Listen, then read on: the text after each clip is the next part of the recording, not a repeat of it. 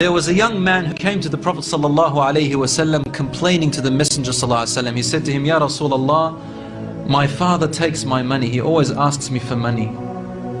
Rasul sallallahu alayhi wasallam said, well, call your father. He went to call his father. Jibreel alayhi salam came to the Prophet sallallahu alayhi wasallam in that time.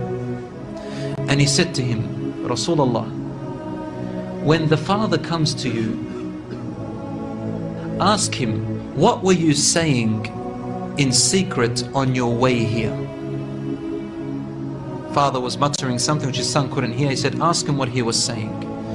When the father approached the Rasul sallallahu alaihi wasallam, asked him, is it true what your son is saying? The father said, Ya Rasulullah, if he only knew what I'm using his money for anyway. I'm using it to look after his poor auntie. She is left without anybody. Where else am I putting it? Only in places where I have to. Using it towards his family. The Prophet ﷺ said, look, I want to ask you a question. Tell me about what you were saying in secret when you were coming towards me here. The father looked at the Prophet ﷺ and said, I made some verses of poetry. Rasul ﷺ said, please say them to me. And he said, oh son, I nourished you when you were a baby. And I looked after you in care as you grew up until you became an adolescent. You lived upon what I worked for and strived and sacrificed in my body and time and wealth, so that you may live healthy.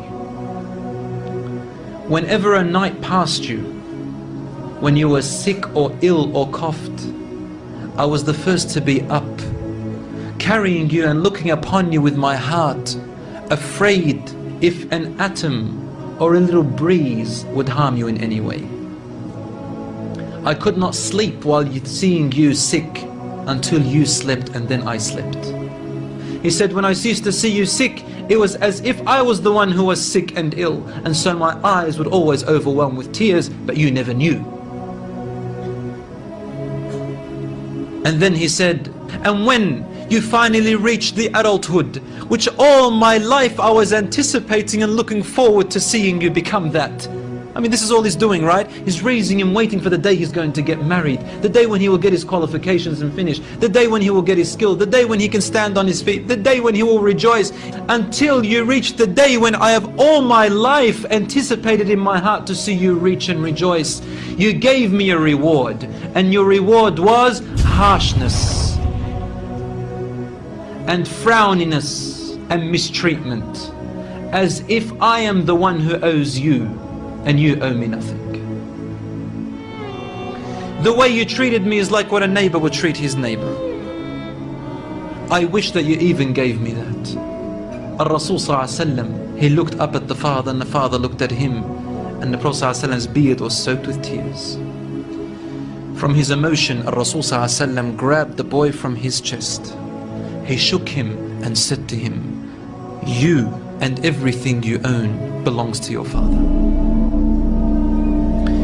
This hadith is narrated in Ibn Majah.